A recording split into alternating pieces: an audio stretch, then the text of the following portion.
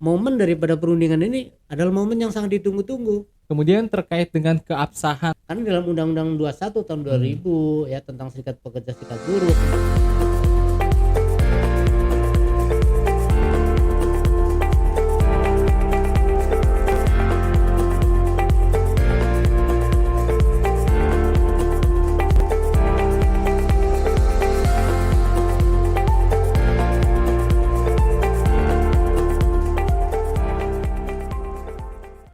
Halo Sobat Sneakerhead, kembali lagi dalam podcast LD Channel dan program Sneakers seputar dunia kerja. The best. Oke, nah di episode sebelumnya kita sudah membahas mengenai serikat pekerja atau organizational conflict yang berhubungan dengan serikat pekerja dan juga tentang PKB. Bukan partai yang itu ya, tapi lebih ke partai. Lebih ke perjanjian kerja bersama gitu. Nah, di episode kali ini kita akan membahas mengenai salah satu permasalahan yang sering muncul ketika adanya perundingan PKB, yaitu berupa konflik yang sifatnya lebih ke administratif terkait atau khususnya mengenai keabsahan dari pencatatan serikat pekerja atau serikat buruh yang kalau tidak diselesaikan dan tidak dipaksakan selesai, itu bisa menjadi masalah yang berkepanjangan dan berpeluang menimbulkan permasalahan dalam perjanjian kerja bersama itu sendiri atau menjadi cacat hukum seperti itu. Nah, sudah hadir kembali tengah-tengah kita praktisi ketenaga kerjaan yaitu Bapak Dr. Kadek Trianto SKMH. Iya, selamat pagi kembali, salam sehat ya.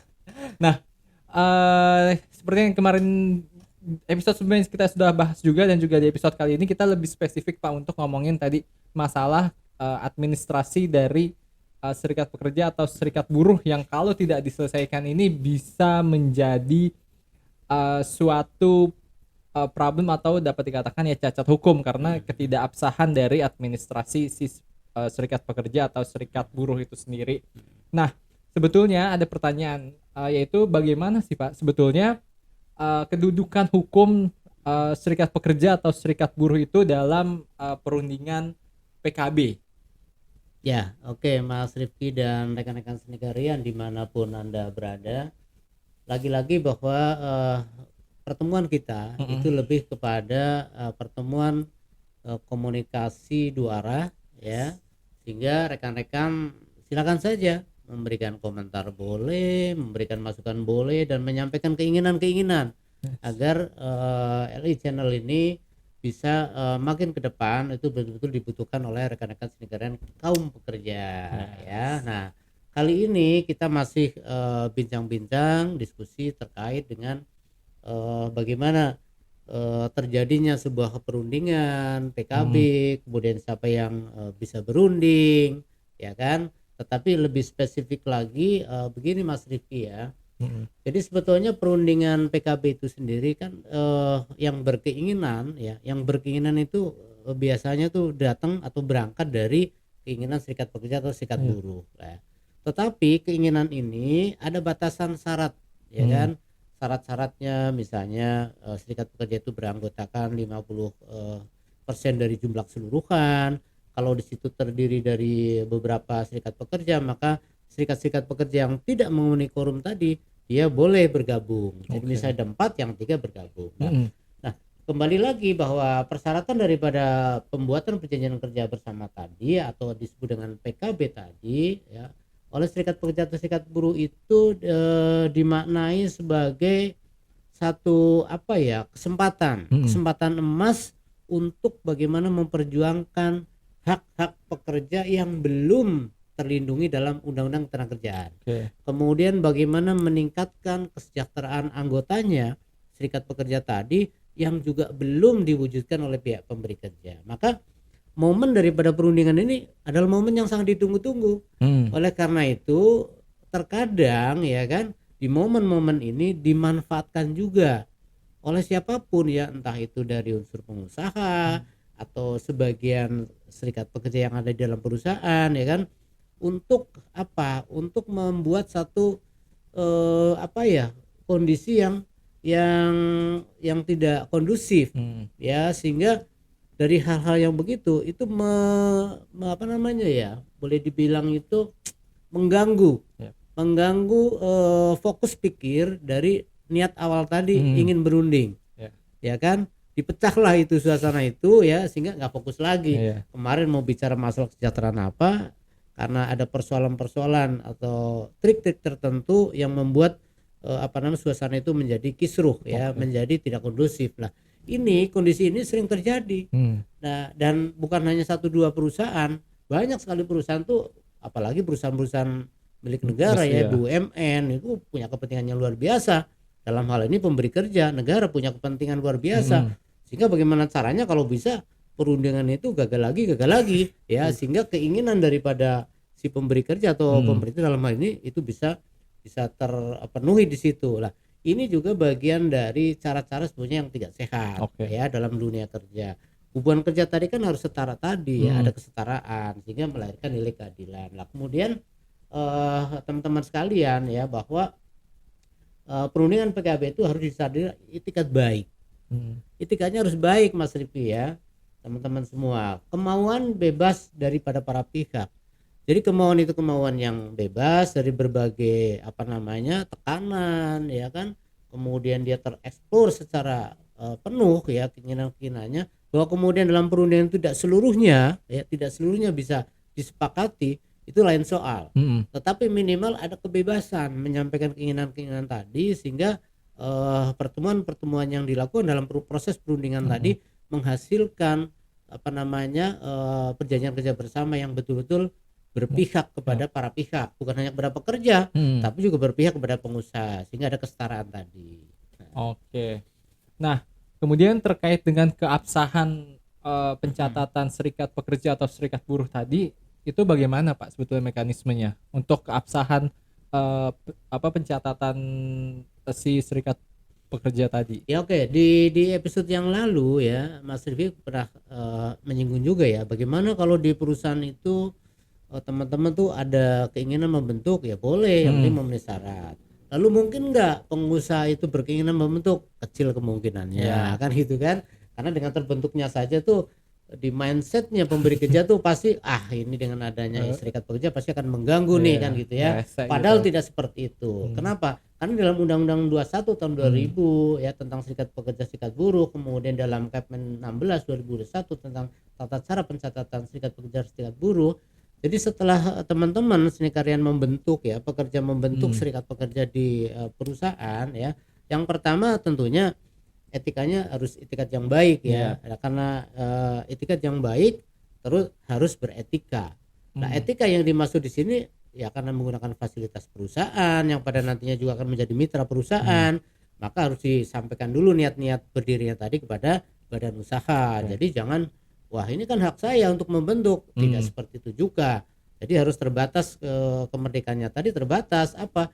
Ya ini soal etika terbatasnya ya, disampaikan dulu niat membentuk. Setelah terbentuk ya kan, kemudian membuat kepengurusan, membuat anggaran dasar, seterusnya, barulah nanti dicatatkan ke suku dinas atau dinas tenaga kerja setempat di kabupaten kota. Ya di mana serikat pekerja itu berdomisili.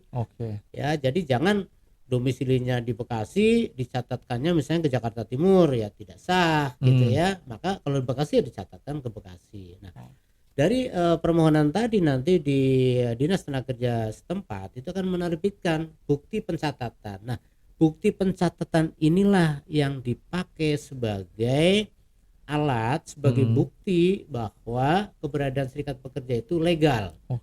Ya, jadi bukti pencatatan itulah legalisasi dari keberadaan serikat pekerja.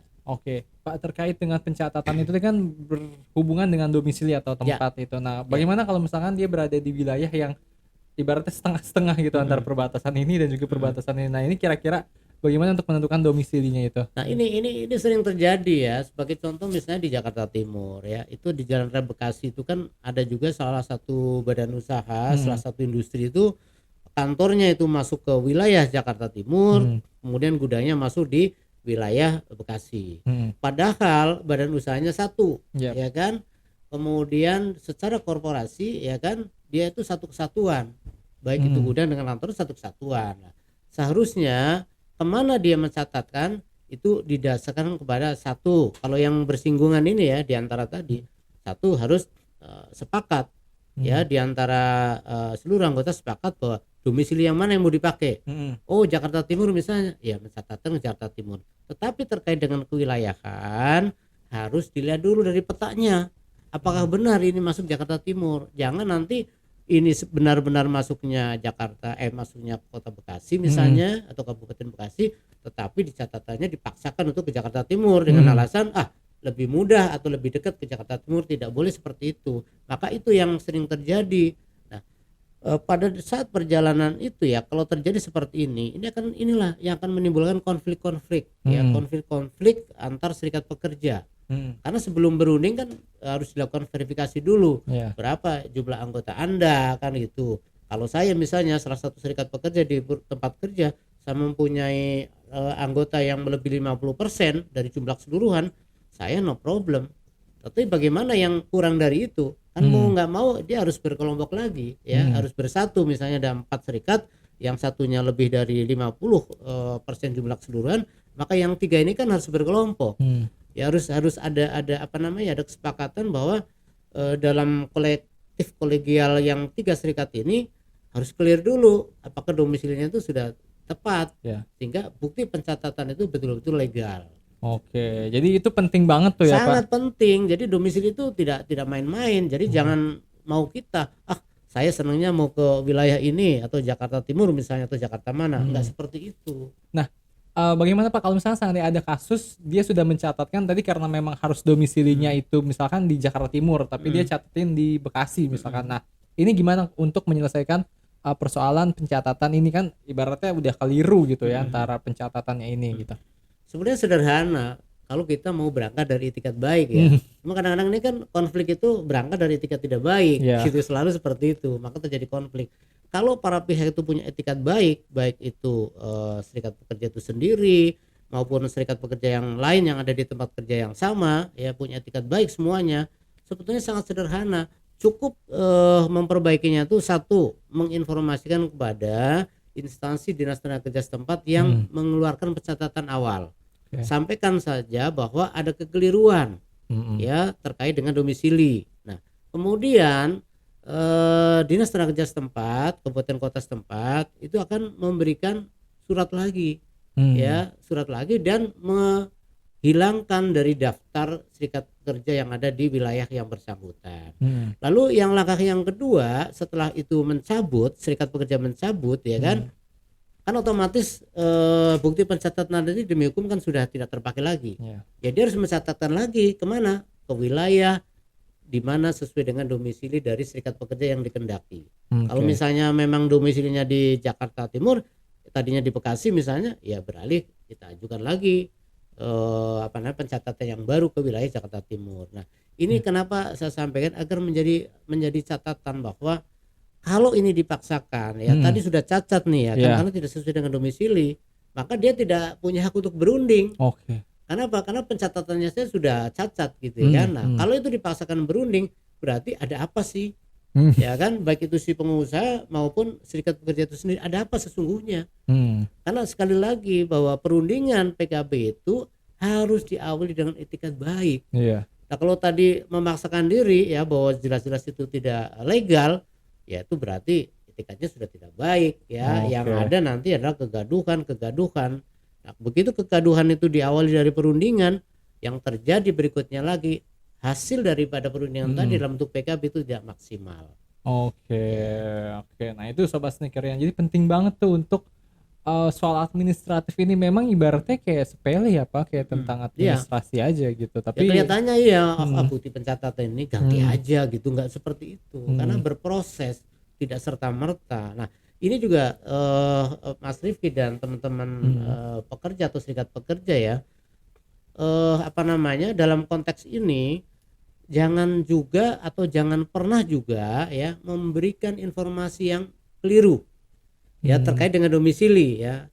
Sebelum serikat pekerja itu mencatatkan sesuai domisilinya, pastikan ke lurah setempat, ke camat setempat bahwa domisili Anda, domisili serikat pekerja Anda betul-betul ada di dalam wilayah yang benar. Ya, kalau tidak ya akan terjadi konflik seperti yang terjadi di beberapa perusahaan seperti itulah. Ya kan, yang pada akhirnya apa? ini bisa menimbulkan gejala-gejala lahirnya union busting. Kenapa? Ya kalau ini kan serem nih kan. Wah, ada kalau union busting lebih serem lagi tuh ya. Nanti kita bahasnya mungkin di Iya. episode yang lainnya, tapi ini Iya. sekilas saja bahwa itu ada indikasi arah ke sana. Ya, kenapa? Dengan sendirinya ya waktu perundingan tadi kan akan menjadi panjang. Betul. Nah, contoh misalnya gini, salah satu badan usaha entah itu swasta, BUMN, BUMD gitu ya, dia sudah punya PKB. Iya. Kan 1 bulan sebelum berakhirnya masa berlakunya PKB, ini kan wajib ada pemberitahuan ya dari serikat bahwa akan dilakukan perundingan kembali untuk perpanjangan PKB itu sendiri untuk waktu yang 2 tahun ke depannya. Nah, dalam waktu 30 hari ini kan ada jeda waktu yang cukup sebetulnya untuk para pihak. Kalau memang ada kekeliruan administrasi dari salah satu serikat pekerja yang ada di perusahaan tadi, itu kan masih ada waktu untuk memperbaiki. Lagi-lagi sepanjang tidak ada etikat baik, maka 30 hari ini juga tidak dimanfaatkan. Yang adalah mencari kesalahan satu dengan yang lain. Itulah konflik-konflik ya kepentingan pada akhirnya. Oke. Kalau misalkan seandainya hal-hal itu nggak diselesaikan gitu kan Pak, akhirnya kan PKB itu kan maksudnya jangka waktu kan ada waktu sekian sampai sekian dan dia berakhir harus diperbarui lagi. Namun karena ada permasalahan administratif tadi misalkan akhirnya nggak jadi-jadi. Nah itu bagaimana nih? Ya ini juga lagi-lagi trik ya. Ini lagi trik kalau menurut saya sih. Saya sebagai orang praktisi maupun pemerhati di bidang ketenagakerjaan, ini mau modus lah gitu ya. Modus bagaimana sehingga keinginan dari pemberi kerja itu bisa mulus gitu ya. Bahkan mungkin ada indikasi juga seolah-olah itu ada serikat-serikat bentukan. Ya kan, untuk apa? Untuk mengganggu tadi, untuk memecah suasana tadi ya, sehingga tidak tercapai terus ya waktu perundingan. Karena 30 hari sebelumnya itu kan sudah ada pemberitahuan perundingan kan. Kemudian kalau itu belum terselesaikan maka diberikan 1 tahun. 1 tahun itu perpanjangan atau penggunaan dari PKB yang lama ya. Tetapi itu juga harus ada kesepakatan antara pengusaha dengan serikat pekerja. Sepakat bahwa ini sambil menunggu penyelesaian perundingan maka PKB yang lama itu masih dinyatakan tetap berlaku.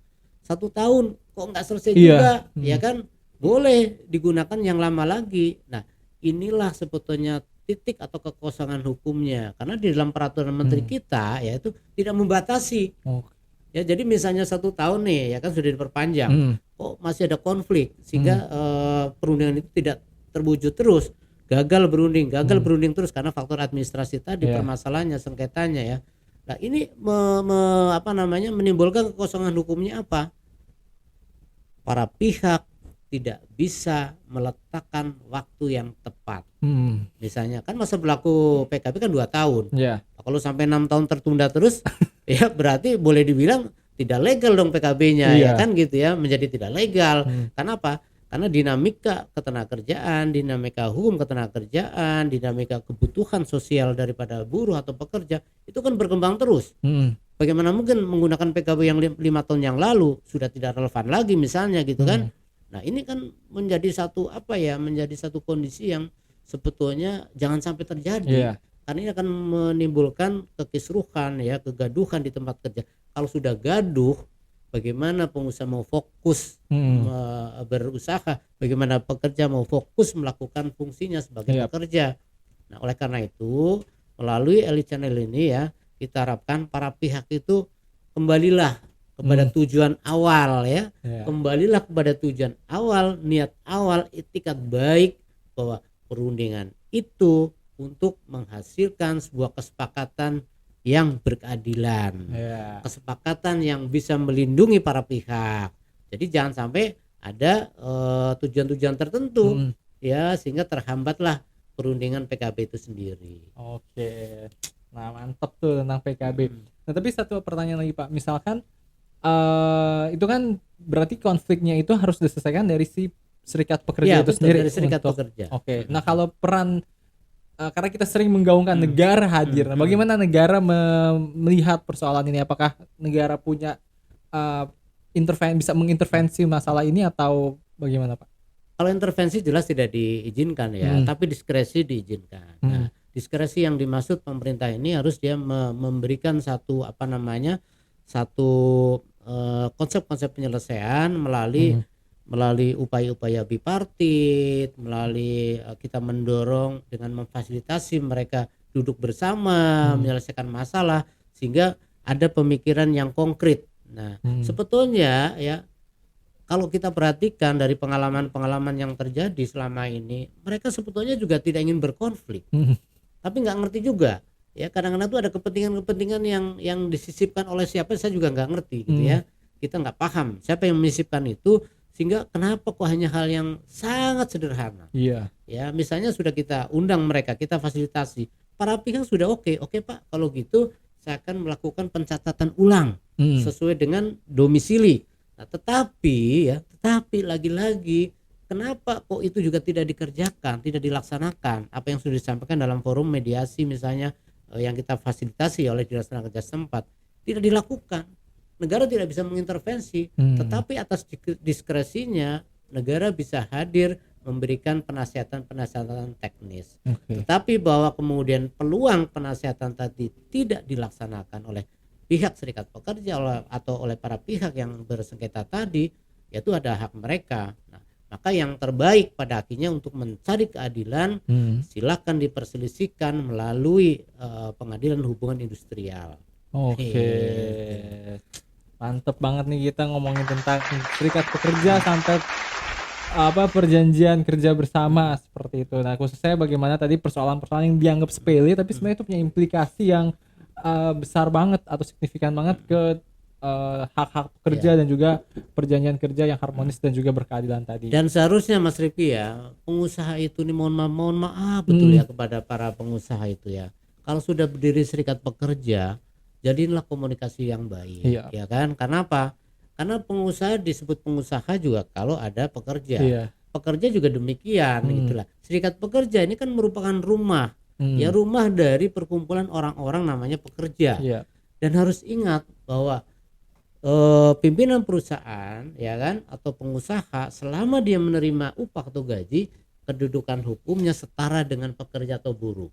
Karena pekerja atau buruh itu adalah tenaga kerja yang bekerja dengan menerima imbalan atau upah. Selama direkturnya itu menerima upah, berarti kedudukannya setara dengan serikat pekerja atau dengan buruh yang lainnya. Jadi kalau satu perusahaan terjadi konflik terus, apalagi konfliknya kepentingan, berarti pimpinan perusahaan belum memahami bahwa dirinya juga bagian dari serikat pekerja. Nah, kalau serikat pekerja sudah diakui sebagai bagian, maka insya Allah hubungan kerja harmonis, berkeadilan, kemudian demokrasi di dalam berserikat di tempat kerja itu akan terwujud. Itulah tujuan negara. Luar biasa. Nah inget tuh, jadi siapapun kita sebenarnya kita ya bagian dari serikat pekerja dan hal-hal yang menyangkut konflik tadi harus bisa segera diselesaikan. Oke Sobat Sneakerian, aduh gak terasa lagi nih kita udah habis di episode ke-9 ini. Nah jangan lupa terus subscribe dan juga pantengin YouTube kita di LI Channel dan juga follow Instagram kita di LI Channel dan juga likes dan komen untuk kalau teman-teman punya masukan terkait topik-topik apa nih yang perlu dibahas di episode-episode berikutnya, kita sangat terbuka untuk menerima itu karena hadirnya LI Channel adalah untuk memberikan solusi yang solutif. Sampai jumpa.